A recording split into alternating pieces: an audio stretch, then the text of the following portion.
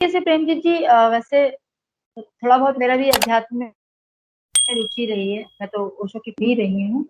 पर इस तरीके से कॉन्शियसनेस को समझना और उसका सिस्टम के साथ इस तरीके का मतलब नाता निकलेगा, ये बिल्कुल समझ अब तो चीजें स्पष्ट हो रही हैं। और जितने लोग इस डिस्कशन को सुन रहे होंगे, कदाचित उनके मन में भी इस टाइप की चीजें प्रश्न आ रहे होंगे, और हमारी बातों से वो कितना एग्री कर रहे हैं, कितना नहीं एग्री कर रहे हैं, वो मैसेज भी, कमेंट भी कर सकते हैं।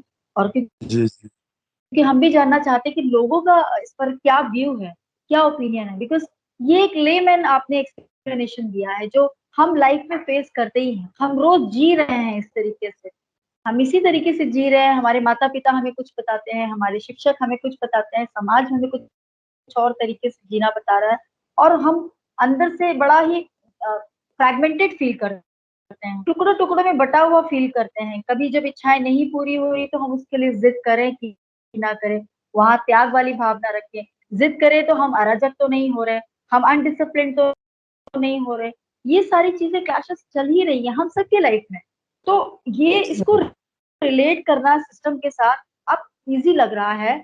यही बात आप हम सब लोग मिलकर पहुंचाना चाह रहे हैं कि व्यवस्था जो परेशानी है, जो दिक्कत है, वो व्यवस्था में है। बाकी हम लोग जो कैटेगराइज हो रहे हैं अच्छे या बुरे में, या कभी अच्छे या कभी बुरे में, वो एक परसेप्शन मात्र है। सिस्टम का फॉल्ट है, एक तरीके सिस्टम का फॉल्ट है जिसकी वजह से हम ऐसे हाँ। कैटेगराइज, ये बात तो समझ में आ गई। यस बिल्कुल भाई।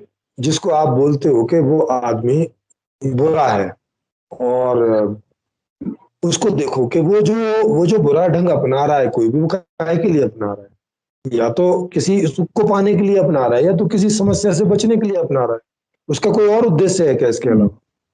या हमने भी जब कभी कभी कोई दाएं बाएं के मार्ग अपनाए हैं, तो वो या तो किसी समस्या से बचने के लिए, और या तो किसी सुख को पाने के लिए अपनाए। कोई और एम रहा है क्या वहां पे? आप बताइए, कोई और दिखता है क्या?